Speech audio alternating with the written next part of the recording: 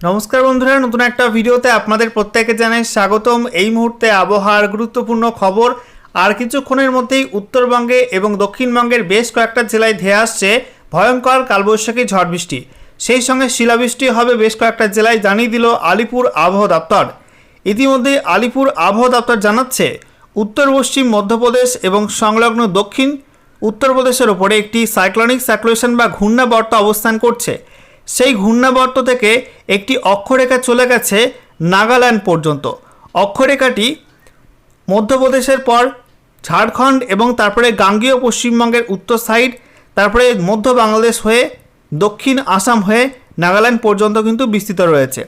এর জেরে বঙ্গোপসাগর থেকে প্রচুর পরিমাণে জলীয় বাষ্প ঢুকছে গাঙ্গেয় পশ্চিমবঙ্গের মধ্যে, একই সঙ্গে উত্তরবঙ্গের মধ্যে ঢুকছে। এছাড়া পার্শ্ববর্তী ওড়িশা এবং ঝাড়খণ্ডের মধ্যে বিপুল পরিমাণে জলীয় বাষ্প ঢুকছে।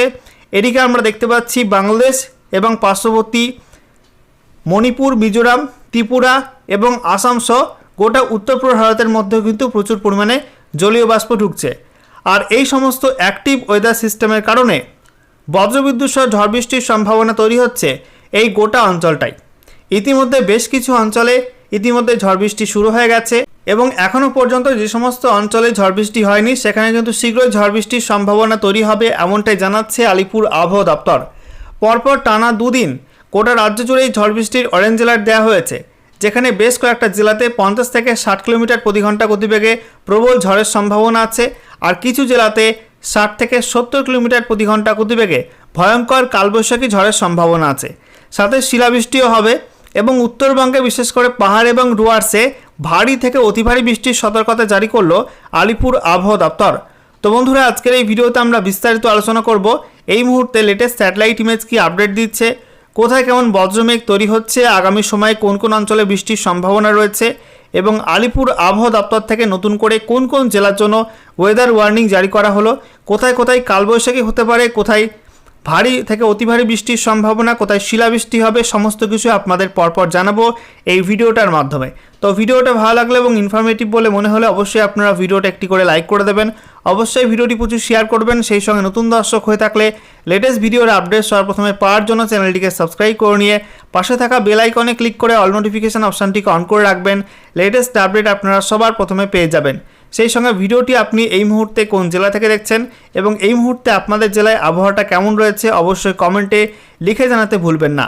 এই মুহূর্তে আপনারা দেখতে পাচ্ছেন পশ্চিমবঙ্গের ছবিটা, যেখানে দক্ষিণবঙ্গে এবং উত্তরবঙ্গের জেলায় জেলায় মেঘ কিন্তু তৈরি হয়ে গেছে। বিশেষ করে এই মুহূর্তে বজ্রবিদ্যুৎ সহ বৃষ্টিপাত শুরু হয়েছে উত্তর চব্বিশ পরগনা জেলার মধ্যে, সেই সঙ্গে হুগলি জেলার মধ্যে, একই সঙ্গে ঝাড়গ্রাম এবং পশ্চিম মেদিনীপুর এই জেলাগুলির মধ্যে কিন্তু দক্ষিণবঙ্গে ইতিমধ্যেই বজ্রবিদ্যুৎ সহ ঝড় বৃষ্টি শুরু হয়ে গেছে।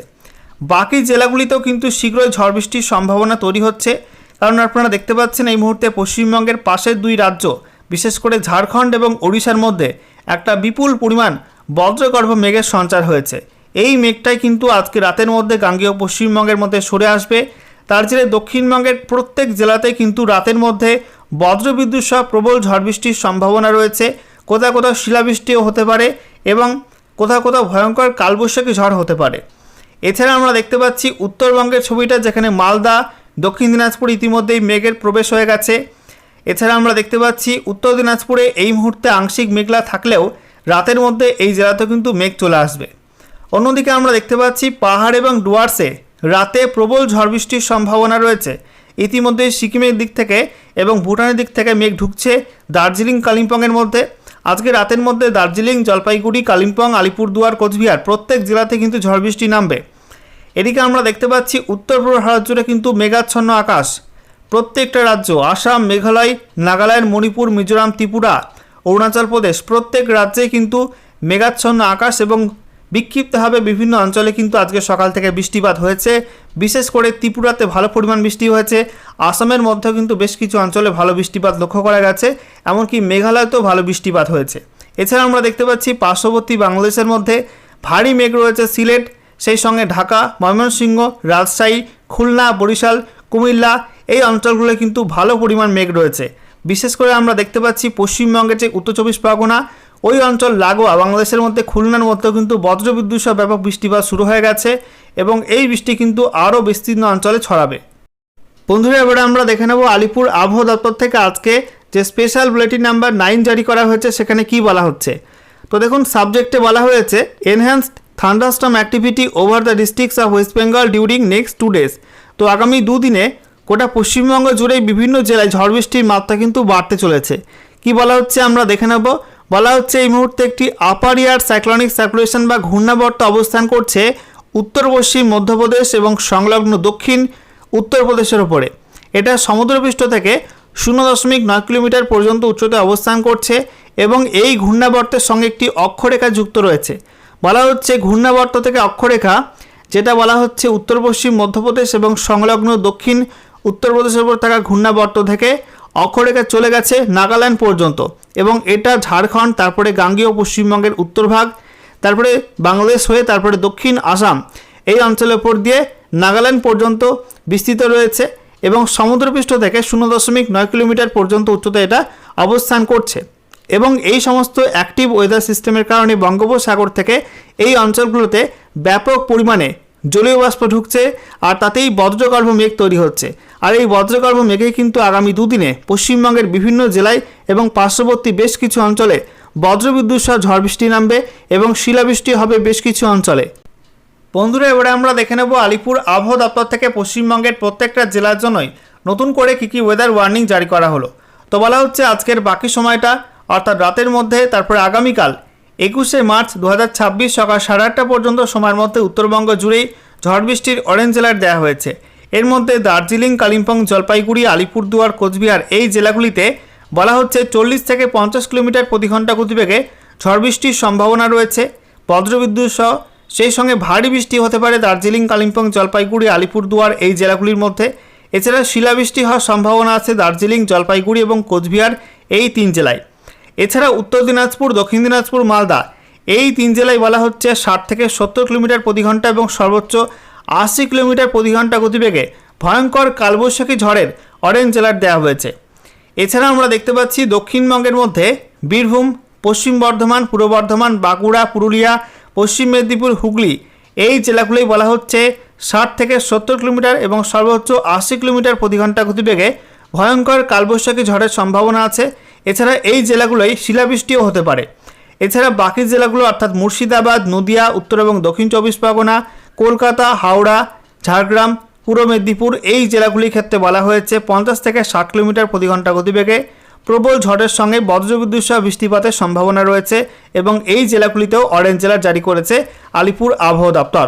আচ্ছা এরপর দেখুন 21শে মার্চ 2026 সকাল 8:30 থেকে 22শে মার্চ 2026 সকাল 8:30 পর্যন্ত সময়ের মধ্যে বলা হচ্ছে উত্তরবঙ্গের দার্জিলিং, জলপাইগুড়ি, উত্তর দিনাজপুর, মালদা এই 4 জেলায় বলা হচ্ছে 50 থেকে 60 কিলোমিটার প্রতি ঘন্টা গতিবেগে প্রবল ঝড়ের সম্ভাবনা আছে, সঙ্গে বজ্রবিদ্যুৎ সহ বৃষ্টিপাত হবে। এছাড়া ভারী বৃষ্টি হতে পারে দার্জিলিং, কালিম্পং, কোচবিহার এই 3 জেলায়। আর অতি ভারী বৃষ্টির সম্ভাবনা আছে আলিপুরদুয়ার এবং জলপাইগুড়ি এই 2 জেলাতে।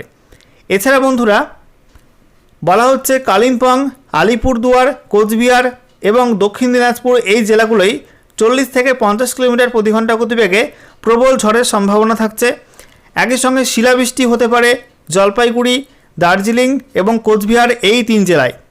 দক্ষিণবঙ্গের মধ্যে আমরা দেখতে পাচ্ছি মুর্শিদাবাদ, নদিয়া, পূর্ব বর্ধমান, বাঁকুড়া, সেই সঙ্গে হুগলি, হাওড়া এই জেলাগুলোই 60 থেকে 70 কিলোমিটার এবং সর্বোচ্চ 80 কিলোমিটার প্রতি ঘন্টা গতিবেগে ভয়ঙ্কর কালবৈশাখী ঝড়ের সম্ভাবনা রয়েছে।